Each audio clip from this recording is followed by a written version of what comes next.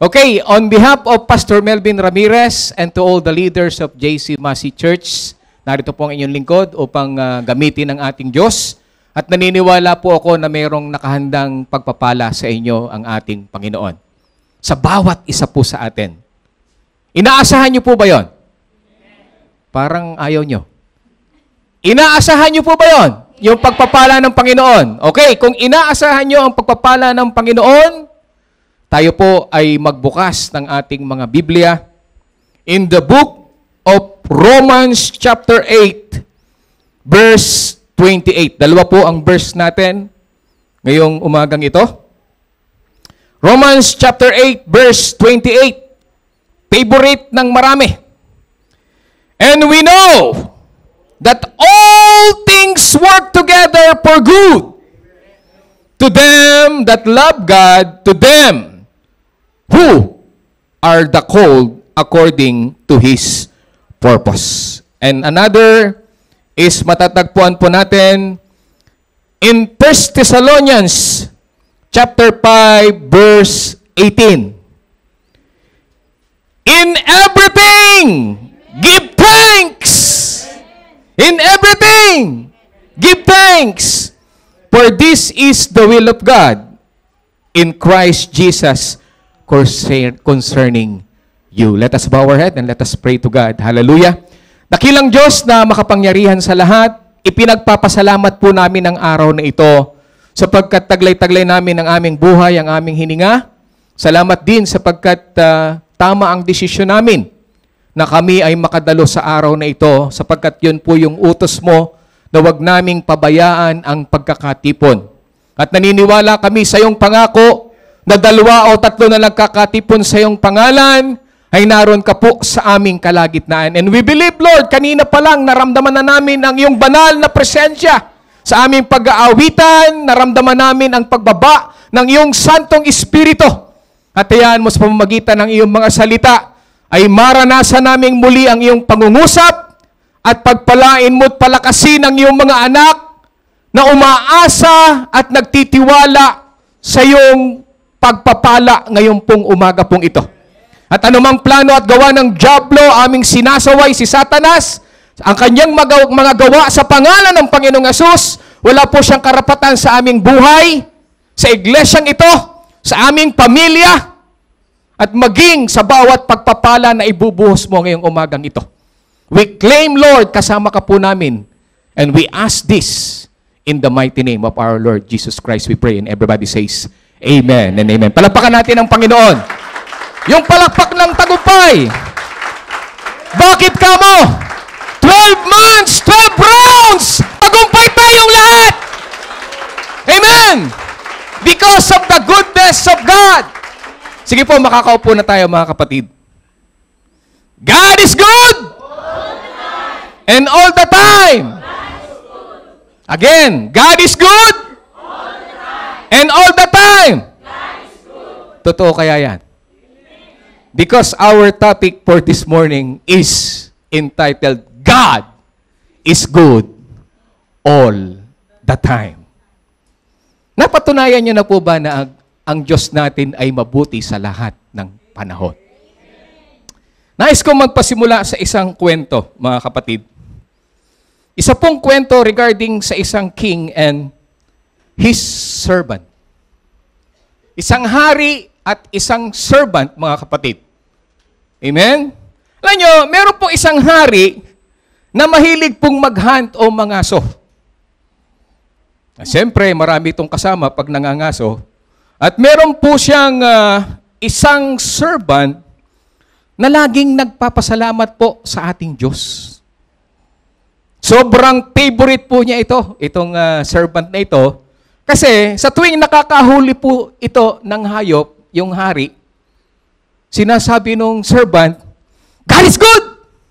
All the time, God is good! Tuwang-tuwa yung hari. At talagang medyo tumataas yung kanyang moral sapagkat feeling niya napakahusay niyang mangangaso. Amen? At every time po na nakakahuli-uli, God is good! All the time, God is good! Sabi nung servant. At talaga namang tuwang-tuwa po, itong hari. One time, mga kapatid, Ito pong haring ito ay nangaso. Kaya lang, ito pong servant na ito na paborito niya ay busy sapagkat may gagawin. Kaya hindi po nakasama po yung kanyang servant at ang nangyari, isinama niya yung kanyang laging kasama. Sa kanila pong pangangaso, mga kapatid, pangangaso nila, hindi kasama yung servant, ang nangyari, nagpunta sila sa may parting bangin. At doon sa bangin yun, nahulog yung hari. Nagkasugat-sugat siya, sumabit yung kanyang kamay doon sa bagin. At dahil doon sa bagin na yon, merong siyang itak o yung sword, Tinaga niya yung bagin na kinakapitan niya na sumabit. Sa pagtaga po niya, mga kapatid, ang nataga niya yung isang daliri niya. Putol. Putol po, mga kapatid. Naputol yung daliri niya, puro pasa siya, bugbog yung katawan niya, dumudugo yung kanyang daliri. Kaya ang ginawa ng kanyang mga kasamahan, mga kaibigan po niya, umuwi na sila at dinala po itong hari. At alam nyo, habang papunta doon sa kanyang kaharian, nakita siya nung kanyang favorite na servant. Nakita niya, duguan, Putol yung daliri. Ang sabi ng servant, God is good! All the time! God is good! Sino ba namang hari ang hindi magagalit doon sa ginawa ng servant, Nagalit yung hari. Ang sabi ng hari, pambihira ka. Putol na nga yung daliri ko, bugbog na nga yung katawan ko, puro pasana ako, sasabihin mo pag God is good all the time, and all the time God is good, ipakulong yan! At ipinakulong yung servant. Alam nyo, nung ikukulong na yung servant, sabi na naman ng servant, God is good all the time! God is good! Ikinulong. God is good all the time. God is good. At nakulong yung servant. Tumakbo ang ilang buwan, gumaling yung daliri ng hari. Gumaling na. At dahil sa paborito niya ang mangaso, niyaya uli niya yung mga kaibigan niya. Nung nangaso sila uli, napunta sila sa kabundukan na puno ng kanibal. Alam nyo na, pag sinabing kanibal, kumakain ng tao ito, mga kapatid. Kilala niyo po ba yun, mga kanibal? Napapanood nyo, di ba? Yung talagang grabe, At ang nangyari, lahat sila hinuli. Yung mga kaibigan niya, pati yung hari. At napatsyempo pa, mga kapatid, panahon ng piyesta ng mga kanibal. Siyempre, may yung pinakapuno ng kanibal, bilang parang priest nila, yung nangunguna. Hinuli lahat. Pinaguhuli lahat, itinali, at talaga namang iginapos at nagseremonya na itong priest ng mga kanibal, yung pinakapuno nila. Hindi ko alam kung anong klaseng ginawa nilang pagsamba sa kanilang Diyos. At alam nyo, nakain lahat yung mga kasamahan niya. Yung huling seremonya, itong hari na. Itong hari na. Kung ano-anong sila, hindi natin alam kung anong sinabi, Basta sila ay na. And then sinuri yung kanyang bahagi ng katawan. Sinuri. Pag suri, putol yung daliri. Grabe, mga kapatid. It is not acceptable. Hindi po pwede itong maihandog, hindi po pwede natin kainin ito. Bawal ito. Kasi hindi siya karapat-dapat. May kapintasan siya. Tanggalin yan. Kalagan niya, pauwi mo yan. At pinauwi po yung hari. Nung umuwi yung hari, mga kapatid, nagugulumihanan, medyo may trauma yung hari, sinalubong siya ng mga servant. Malari, ano nangyari sa inyo? Ba't nag-iisa kayo? Ba ano nangyari sa inyo? Siyempre, yung kanyang dumihan siya, talagang ang itsura niya, at talagang halata mong pagod na pagod at takot na takot. Ikinuwento niya. Yung nangyari sa kanya, lahat ng kaibigan ko, lahat kinain. Wala na, patay na. Naaalala niya ngayon yung kanyang servant. Pwede bang tawagin niyo yung aking servant? At nagpunta yung servant. Pagdating na naman ng servant, God is good all the time. God is good. Wow! Kinuwento ngayon, nung hari, alam mo, naniniwala na ako na God is good all the time. God is good. Talagang pabor ako dyan. At hindi ka na ngayon makukulong. Ikaw ay magiging paborito ko lang palagi na servant. Kaya lang, may tanong ako sa'yo. Bakit nung ipinakulong kita, sinasabi mo, God is good all the time, God is good. Samantalang ipinakulong na kita, natuwa ka pa? Sabi niya ngayon, God is good all the time, God is good, God is good all the time, God is good. Alam niyo, mahal na hari, kung ako'y nakasama ninyo, isa ako sa kinain. Kasi hindi putol yung daliri ko. God is good all the time. God is good. Palapakan natin ang Panginoon. Tapos ang sermon. Yun na lang. Pwede na. God is good all the time. Alam nyo, ano ang ating lesson na makikita rito? Alam nyo, ang lesson na makikita natin dito, most of the time, brothers and sisters, most of us, feeling natin pangit ang nangyayari sa atin. Pinahihirapan tayo ng Diyos. Subalit ang totoo, mga kapatid, maganda ang plano ng Diyos para sa atin. Maganda ang nag-aantay sa atin sa hinaharap. Hello! Dapat masaya ka. Palapakan mo yung Panginoon. Because God is good and all the time God is good. Palapakan natin ang Panginoon. Anong sabi ng 1 Thessalonians chapter 5 verse 18, yung ating verse? At magpasalamat kayo sa Diyos sa lahat. Sa lahat ng pagkakataon.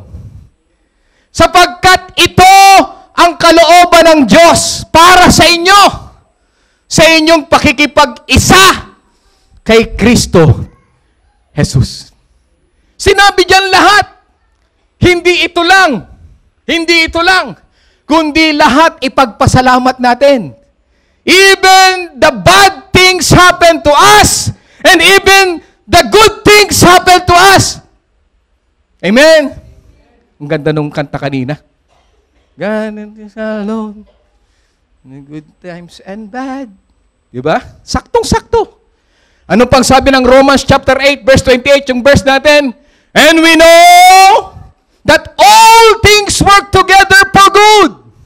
All things work together for good. To those who love God, to those who are the called according to His purpose. Alam niyo mga kapatid, itong Romans 8:28 ay alam ko, paborito rin ng iba dyan. Taas ang kamay na may paborito. Amen? Because Romans 8:28 is commonly quoted verse in Christianity. I think this is one of the most famous verses in the Bible. The Bible tells us that this is a great promise. It is a great promise of God. Why? Because He says it is all things. All things. Pag sinabing all things, lahat is under the control of our God. Palapakan nga natin ang Panginoon. It is complete in its coverage. Walang limit po, mga kapatid. At walang exception. Lahat is controlled by our God. Amen? And Paul doesn't say, brothers and sisters, some things, or many things, or most of things. No! Paul says, all things work together for your good, for my good. Simulan natin, mga kapatid. Magtatanong tayo at sasagutin din natin. Ang unang tanong, what is the word all? Anong ibig sabihin ng lahat? All means all. Siyempre, all. All.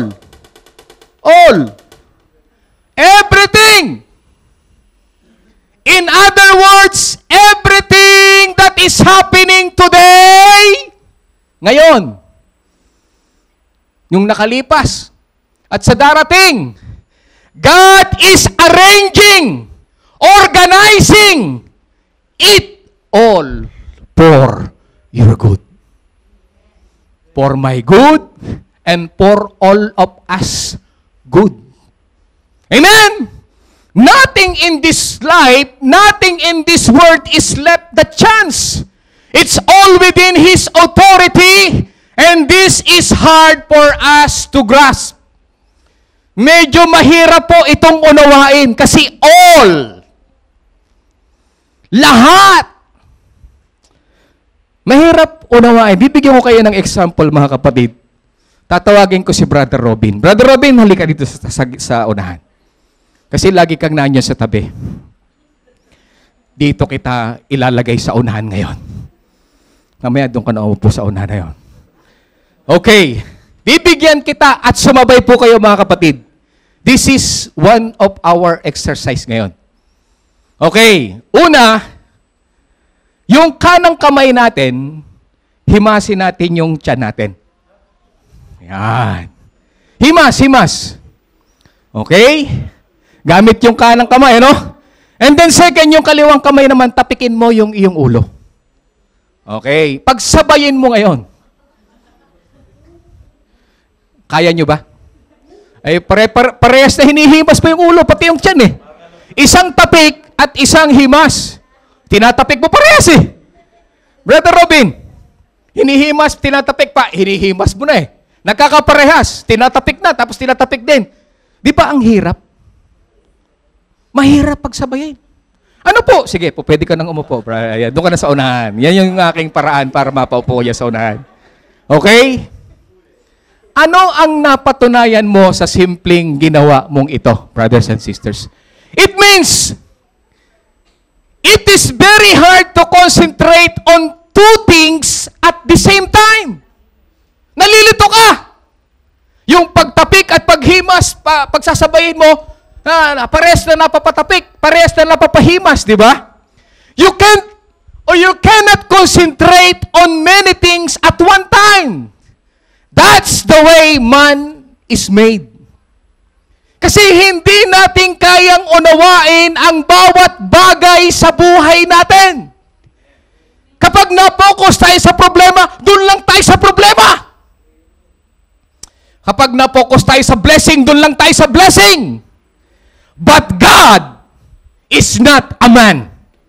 God is amazing. God is amazing. He is able to arrange all things to work together for my good, and not just only for my good, for all those who love Him and who are called according to His purpose.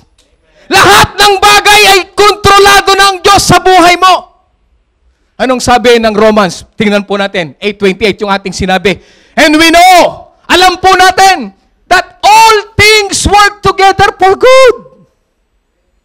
Lahat ng bagay ay gumagawa para sa ikabubuti natin. Pag sinabing all things work together for good, it means the big things of your life, the major turns and twists of your lives are in His hands. Lahat ng nangyayari sa buhay mo, kontrolado ng Diyos. Even the small things of your life. Things that you do not even realize or notice, they are in His hands. Hindi mo napapansin. Akala mo itong bagay na nangyayari sa iyo ay hindi pa rin pinahintulutan ng Diyos. No. God is in control. Naunawaan natin kung ano ibig sabihin ng lahat? Lahat po talaga. Second question. Are the bad things good for us? Kasi sabi ni Pablo, all things. Romans 8:28. 1 Thessalonians 5:18. In everything, give thanks. Ang pangalawang tanong, are the bad things good for us? sinabing good for us, yung bad, are you saying that divorce is good? Lahat ng nakipag-divorce. O wala pang divorce sa atin. Hiwalay lang sa Pilipinas at dito sa Kuwait. Kumabilang bahay. Sumakabilang bahay, hindi sumakabilang buhay ang asawa. Are you saying that abuse is good? Are you saying that war is good? Sickness is good? Tragedy is good? And immoralities are good? Kidnaps are good? Rapes are good? Murders are good? Yan bang lahat ng masamang yan ay good, Brother Dennis? The answer is no. Hindi good yan. Hindi gusto ng Lord yan. Hindi po sinabi ng Biblia na ang masama ay mabuti. Nami-misinterpret natin yung verse ng Romans 8:28. Balikan natin. And we know that all things work together for good. Yung bad things at yung good things, pinagsasama ng Diyos to work together for your good. Palapakan nga natin ang Panginoon. Amen! The verse is not saying, brothers and sisters, all things are good. Paul is saying, all things work together.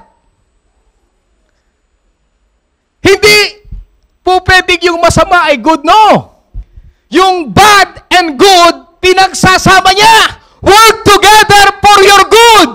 The good and the bad work together for our good. Naunawaan po ninyo? Hindi ibig sabihin na yung masama gusto ng Lord. Nakikipamato ka, nangangalunya ka, masama yun. Pero bakit pinahintulutan ng Diyos na mangyari sa'yo? Magsinungaling, masama yun. Pero pinahintulutan ng Lord, magsinungaling ka. Masama na magkaroon ng karamdaman. Hindi naman galing sa Diyos yun. Pinahintulot ng Diyos because that is for your good. God is able to turn the worst of situations, the darkest of sins, turn them all around, work together for your good. Pinapahintulot ng Diyos ng lahat ng bagay umiinog sa buhay natin.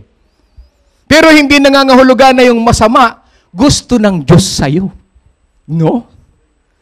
All things may not be good, but it will work for your good. Amen? Siguro nagko-question tayo, ba't nangyayari sa akin to? Di ba ang Diyos ay pag-ibig? Ang Diyos ay puno ng pagpapala? Bakit ako naghihirap? Bakit kami nag-aaway? Bakit nagkakaganito ang buhay namin? Ang sabi ng Lord, all things work together for good.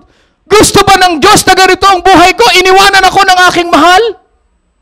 Gusto ng Diyos na ako'y matanggal sa trabaho? Gusto ng Diyos wala akong sahod? Pinahihintulutan ng Lord yung bad things at yung work na good things pagsasamahin.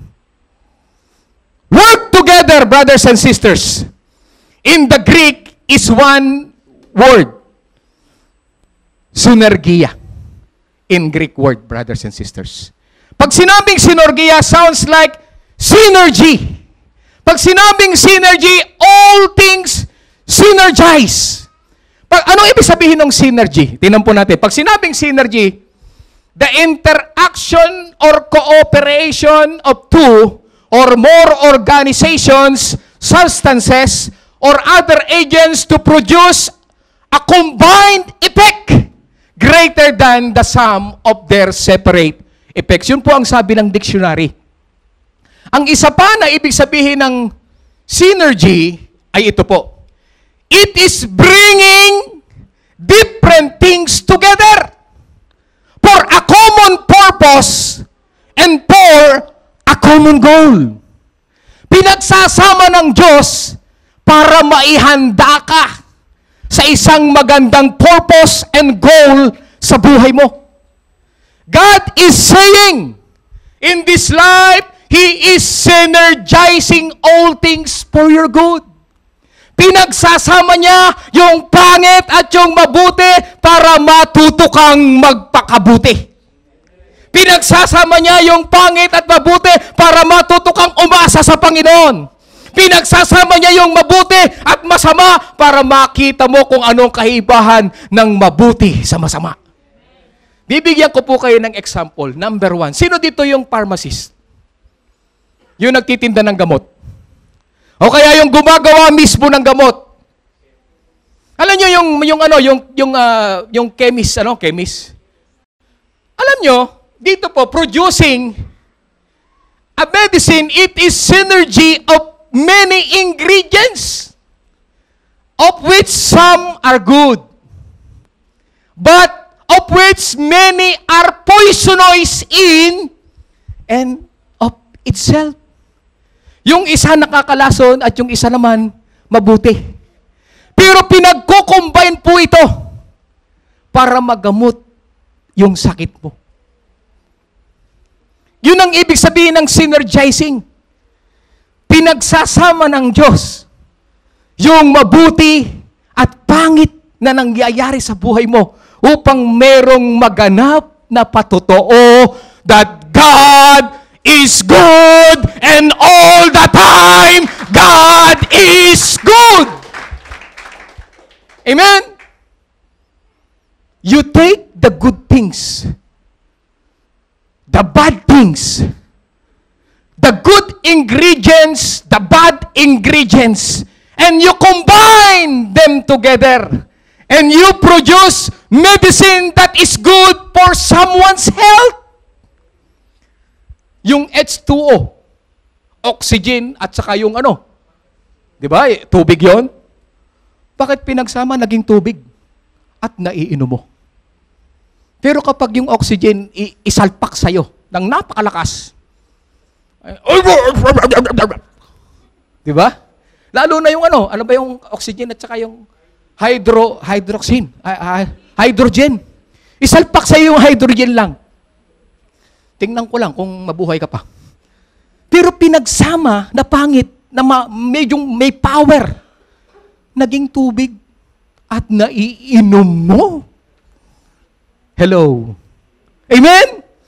Because of that purpose, lumalakas yung katawan mo. Yung pagod mo, natitighaw ang uhaw mo. Pinag-combine for the good. Amen? Medicine is the synergy of some good things and some dangerous and poisonous things, but ultimately, it synergizes for good. Sabihin nga natin, for good. Para sa kabutihan. Work together for good. Amen? Isa pa, bibigyan ko kayo ng isa. Sino dito yung, meron na akong nakita. Naisip ko yan kasi baka maggawa mamaya ng cake ito eh. Baka may cake kami ni Brother Brother Jung kasi birthday namin eh. Isinama ko tuloy siya. Kasi alam ko magaling siya na baker ng cake. Sister Leader Jen, Alam nyo, Sister Jen, tatalungin kita, ano ba yung mga ingredients ng cake? Di ba meron niyang harina? Subukan mong kainin yung harina kung mabulunan ka. At saka, masarap ba? Pag kinain mo yung harina, ginagamit nga yan pang yung hinihipan mo yung pera tapos di ba? Yung itlog, ito, pero kumakain ng itlog, pero parang hindi masarap pagka itlog lang tapos pati balat kainin mo, Hindi po pwede. Yung asukal, di ba, kasama ba yung asukal? May asukal ba, Sister Jen? Ayan.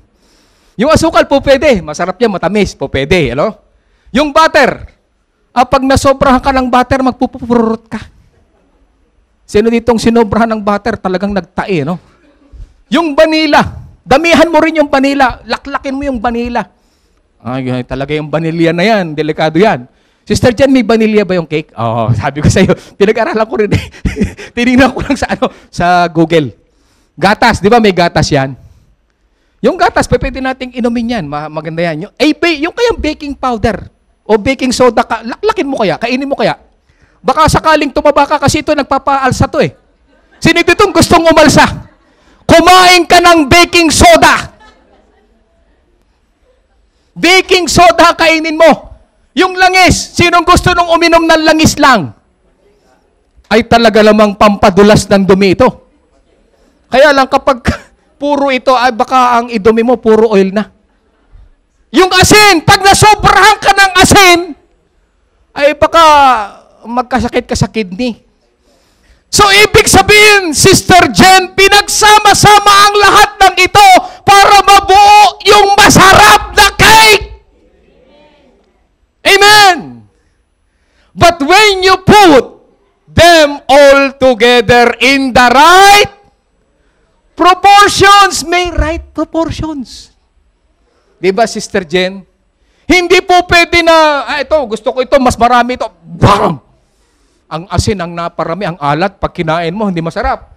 And in the right combinations, then put it in the oven, in the right.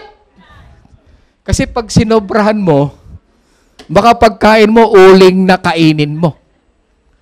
Isang linggo, nagdala dito si Sister Wilma, hindi ko natikman yung cake niya. Sayang. Amen? You have a delicious sweet cake. Kinumbine, may tamang proportion, may tamang oras. Pero alam niyo po ba mga kapatid, kapag yung cake ay hinahalo pa lang ni Sister Jen at hindi ka na makapag-intay at laklakin mo yung pinagtimpla-timpla niya, anong mangyayari? Baka hindi mo gusto yung lasa. Minadali mo eh. Minadali mo. Amen? Don't try to taste it before time. You mix them and all together, and you say, all right, I can't wait for it. So, you drink it, it will not be very nice. Hindi po masarap, mga kapatid.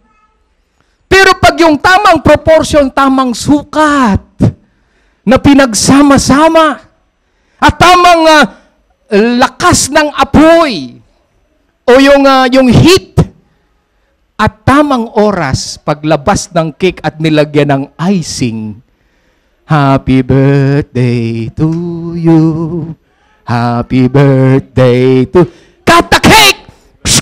And pagkain mo, wow, it is a sweet cake. It is a combination. Di ba masarap? Amen.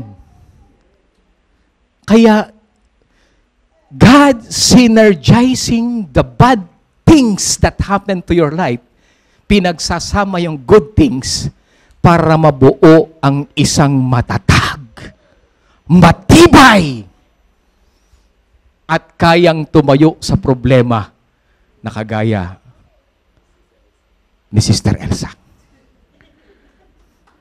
Kayang umawit sa kabila ng pagsubok at problema! Because God is good! And all the time, God is good! Palapakan natin ang Panginoon. Pangatlo na question, panghuli. Who are those who love God and are called according to His purpose? Sino yon? Kasi sabi doon, all things work together to those who love God and to those who are called according to His purpose. Una, those who love God. Lahat ng nagmamahal magsabing amen. Talaga? Makinig kayong mabuti. Titingnan ko kung talaga nagmamahal kayo. Refers to people who believe and obey God. Who have a genuine relationship with Him. Who express their love through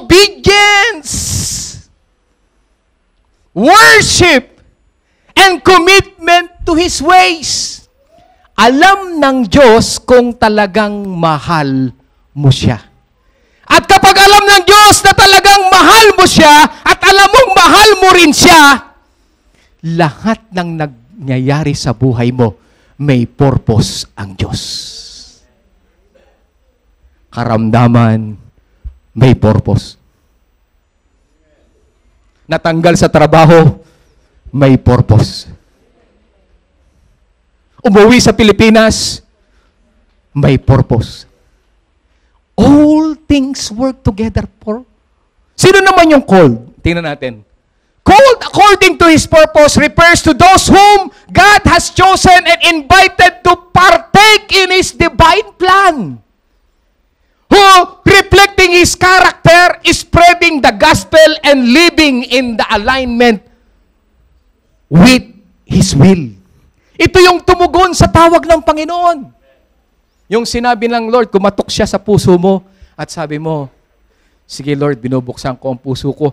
Ikaw ang maging Panginoon, Hari at manunubos ng aking buhay.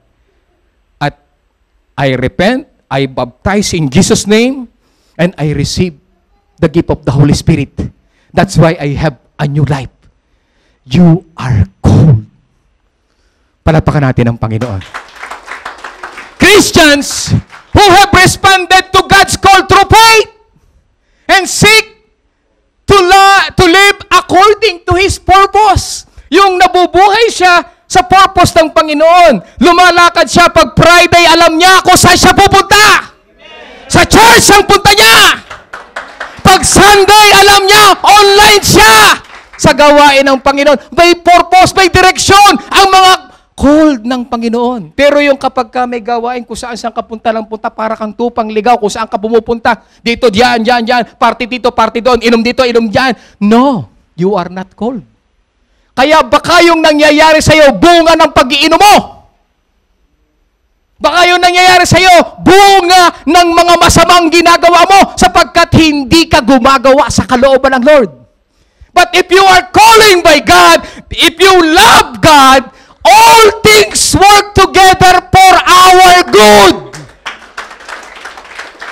Kaya huwag kang mag-alala. Pinapahintulot siya ng Diyos.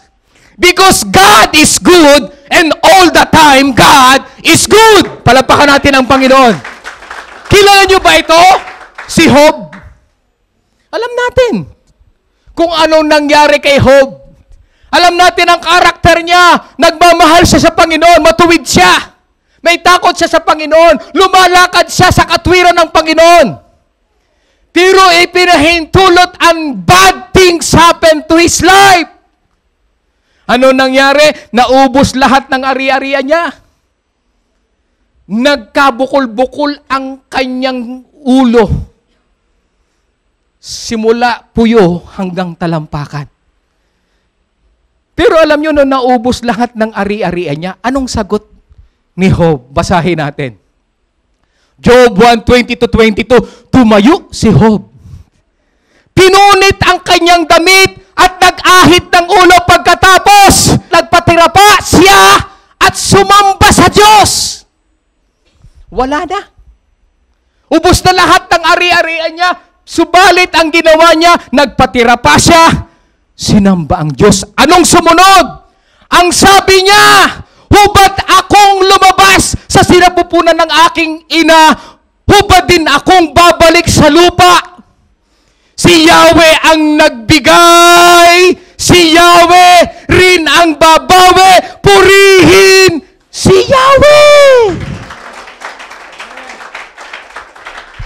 If you love God, and you know that you called by God, all things work together for good. At nung siya'y nagkabukol-bukol, nagkaroon ng mga sugat-sugat, cancerous na bukol, simula puyo hanggang paa, talampakan. Ang sabi ng asawa niya, tingnan natin, anong sabi ng asawa niya sa kabila? Ayun, hindi niya sinisi, no? Kasunod, anong sinabi niya doon sa kanyang asawa? Sinabi ng kanyang asawa, mananatili ka pa bang matuwid? Sumpain mo ang Diyos at nang mamatay Patay ka na! Nagkaroon ng asawa. Yung asawa, sugo ni Satanas. Meron kayong ganyang asawa? Pag-pray nyo. Amen? Anong sagot niya? Ang sagot ni Job, hindi mo naiintindihan ang iyong sinasabi. Alam niyo yung mga asawa niyo, hindi nila alam yon. Kasi binulungan ni Satanas. Manipulate ni Satanas. Ganito ang gawin mo. Sabihin mo yan kay Job. Eh di ba nga usapan ng Diyos at ni Job? Di ba? Kaya manipulate, talagang siya ang bahala na kaya manipulate na yan. Yeah? Hindi mo naiintindihan ang iyong sinasabi. Pagpapala lang ba ang tatanggapin mo sa Diyos? Hindi ba natin tatanggapin kung bigyan niya tayo ng pagdurusa? Sa kabila ng kanyang paghihirap, hindi nagsalita si Job ng laban sa Diyos. Because he loved God. And because he know, kilala niya kung sinong tumawag sa kanya. Sino pa? Si Joseph. Kilala niyo si Joseph the Dreamer? Itong si Joseph the Dreamer, mga kapatid, alam niyo kung sino siya? Kilala rin yan. Na naginip siya. Kaya nga dreamer siya eh. Na siya ay titingalain. Lahat yuyuko sa kanya. Ultimong tatay niya. Ultimong yung mga kapatid niya, yuyuko sa kanya. Ang ginawa ng mga kapatid, anong ginawa? Pinagkaisahan. Pinalabas na patay na. At nilagyan ng dugo yung yung balabal na ginawa ng tatay. At ang sabi, napatay. Yung paborito mong anak. Nag-iyak itong si Jacob. Pero alam nyo, napunta kay Potiphar, pinagbintangan ng asawa, nasabi, gustong-gusto kasi ng asawa eh. At alam niyo ng istorya. Pinagbintangan, ikinulong, hanggang sa pagkakulong, siya'y nagpaliwanag sa panaginip doon sa dalawang At ang nangyari, pati panaginip ng hari, ay ipinaliwanag niya. Ang habang proseso na lahat ay parang napakapangit sa buhay niya. Subalit may paraan pala ang Diyos. Kung bakit pumupunta siya sa Egypt, kung bakit siya nakulong, kung bakit pala siya dinala sa Egypt, sapagkat may purpose ang Diyos para hanguin ang kanyang mga kasamahan sa paghihirap na darating na taggutom. Kaya nung nagkita-kita na sila, mga kapatid, akala nung mga kapatid niya ipapapatay ni Joseph ang kanyang mga kapatid. Pero anong sagot ni Joseph? Tingnan po natin ang sagot ni Joseph. Ngunit wag na ninyong ikalungkot ang nangyari. Huwag ninyong sisihin ang inyong sarili sa ginawa ninyo sa akin. Ang Diyos ang nagpadala sa akin dito upang iligtas ang maraming buhay. Yan ang nagmamahal sa Diyos. Yan ang tinawag ng Diyos. Hindi nagtatanim ng masama, hindi gumaganti ng masama. Siya po'y umuunawa, nagmamahal. At nauunawaan niya, pinahintulot ng Diyos because God is good all the time and God is good. Kilala niyo si Shadrach, Meshach, at Abednego. Hindi na natin patatagalin, itinapon doon sa naglalagablab na apoy sa oven. Pero sinamahan ng Panginoon. Tumayo sa katotohanan. Pinahintulot ng Diyos. Nasubok yung kanilang faith. Pero hindi iniwanan ng Panginoon. Sino pa? Ito, si baby Jesus and his suffering at the cross. Ngayong Pasko, mga kapatid, gugunitain natin si baby Jesus. At alam nyo, itong si baby Jesus, mga kapatid, ang sabi ng Luke chapter 2 verse 7, and she brought forth her firstborn son, and wrapped him in swaddling clothes, and laid him in a manger, because there was no room. Because there was no room for them in the inn. It means no room for them in the inn. Akalain mo, Diyos na nagkatawang tao, tapos walang matutuluyan? Di ba pangit yun? Di ba pangit yun? Savior ka! You are a king of the Jews!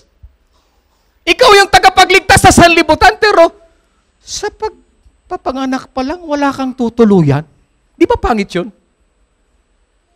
Kasi sinabi na yun sa Isaiah 53, verse 2, kalooban ni Yahweh na matulad sa isang halaman ng kanyang lingkod, parang ugat na natanim sa tuyong lupa, walang katangian o kagandahang makatawag pansin. Walang taglay na pang-akit para siya ay lapitan. Verse 3, hinamak siya ng mga tao at itinakwil, nagdanas siya ng mga hapdi at hirap, wala man lang pumansin sa kanya. Nakatalaga sa purpose. Na ano? Walang papansin eh. Binaliwala natin siya kahit ikaw, ako, sila, na parang walang kabuluhan. Gaano kapangit ito, mga kapatid? Hindi ba isang kaapihan, mga kapatid, na ipanganak ang tagapagligtas sa isang tirahan ng hayop? Hindi ba pang-aapi yun? Marumi! Mabaho po, mga kapatid. Mapalot! Amoy hayop! Nakapunta na kayo dyan sa kamelyo, yung mga kamel na kulungan. At pinakahamak na silungan dahil walang nagpatuloy sa kanila. Ganyang katindi.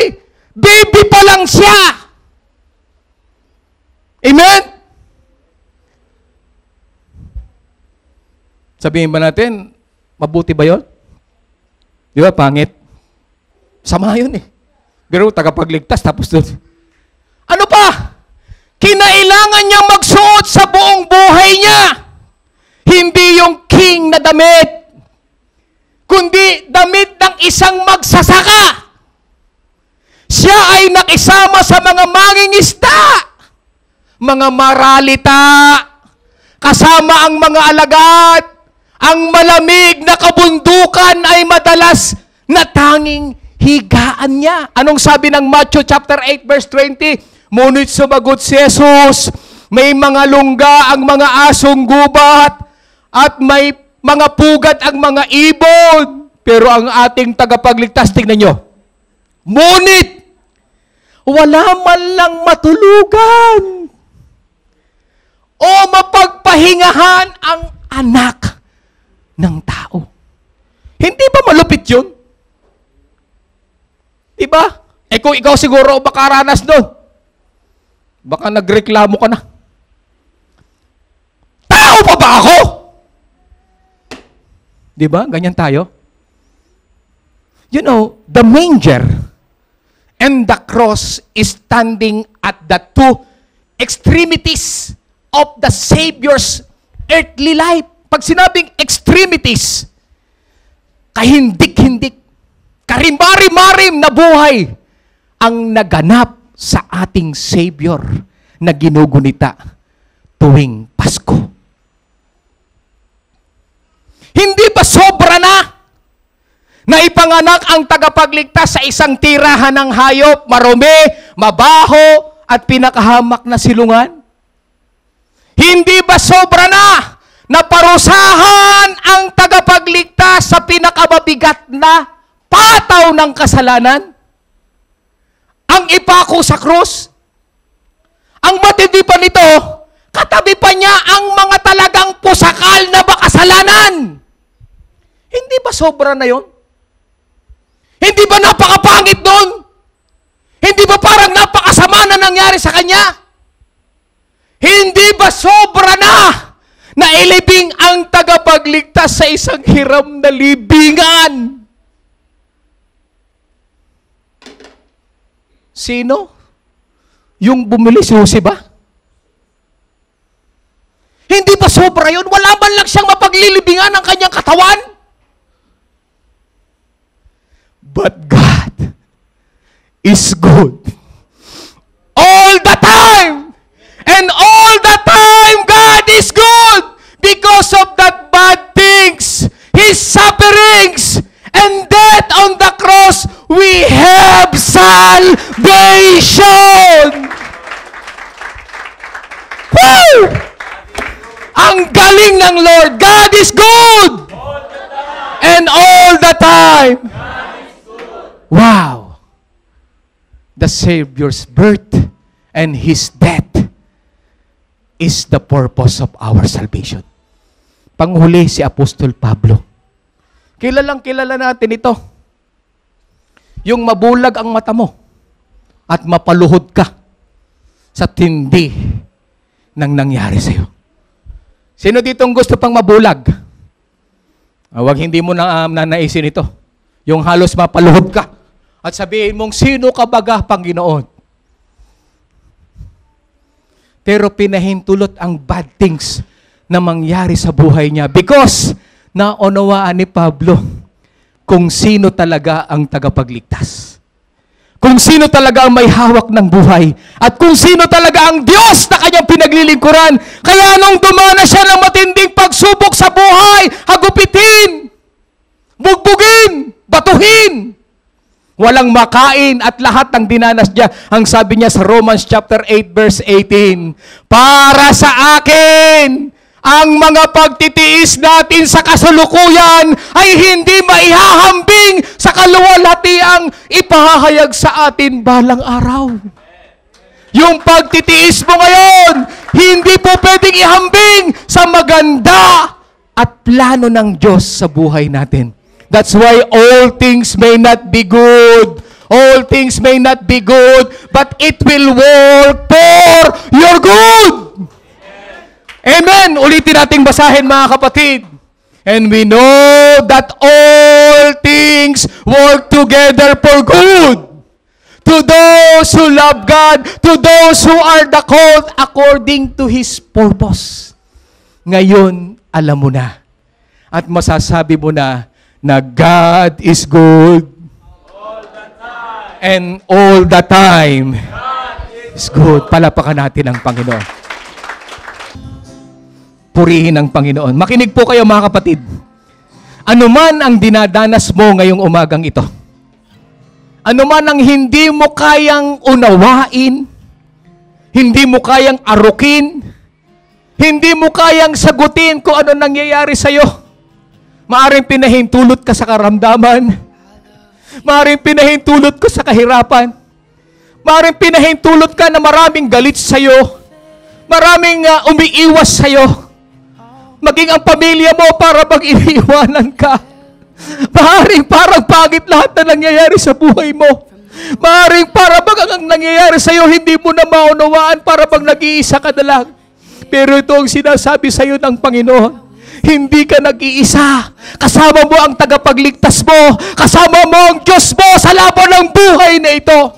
Sapagkat pinagsasama niya yung mga pangit na bagay at yung mabuting bagay para ito'y maging isang combination of the good things that will happen in your life. Purihin ang Panginoon. Dakilang Diyos na makapangyarihan sa lahat. Narito kami, Panginoon. Kilalang kilala mo po kami. Alam mo po ang nangyayari sa amin. Alam mo po ang puso't kaisipan namin, Panginoon.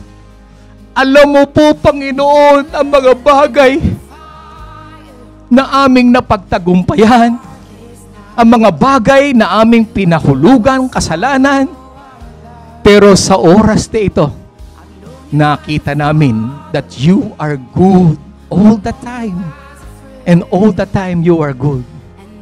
Wala kaming question, Panginoon. Kagaya ni Job, kagaya ni Joseph, kagaya ni Shadrach, Meshach, Abednego. even the Lord Jesus Christ, even Paul, because they know, Lord, that the purpose is with your hand, is in your hand, Lord. Kaya Panginoon, isinusuko namin sa iyo ang aming po mga buhay. Let it be, Lord. Gawin mo lang yung gusto mo. Susunod kami. Hindi kami magrereklamo. Hindi kami magtatampo sa iyo. Hindi kami lalayo sa iyo sapagkat alam namin kontrolado mo yung lahat ng bagay. Kahit na may mga karamdaman, kahit na may mga kahirapan, kahit na kami inuusig, kahit na kami pinagtatawanan. Because know that all things work together for good. Alam mo ang makakabuti sa amin. Alam mo ang bagay na po pwede naming malampasan sapagkat tutulungan mo kami, Panginoon. Kaya Lord, we surrender our lives to you. And let your plan be our plan, Lord. Let your will be our will, Lord. And let the victory that comes from you be upon us, O God. As your servant, as your children, Lord. Let your will be done. At sasabihin namin, God is good all the time. And all the time, God is good. Pinapalakpakan ka namin, Panginoon. Niluluwalhati ka namin. Tinatanghal sa aming buhay. Pinasasalamatan sa iyo pong kabutihan. Kaya Lord, ang JC Masi Church, ingatan mo, patnubayan mo simula kay Pastor Melvin sa mga leaders, workers, and members. At hayaan mo sa taong ito, malampasan namin ang 2024 at harapin namin ang 2025 na may laban ng pagtatagumpay sapagkat kasama ka namin sa aming laban. Purihin ka, dakilain ka. Ito po ang aming panalangin sa pangalan ng Panginoong Yesus, and everybody says, Amen and Amen.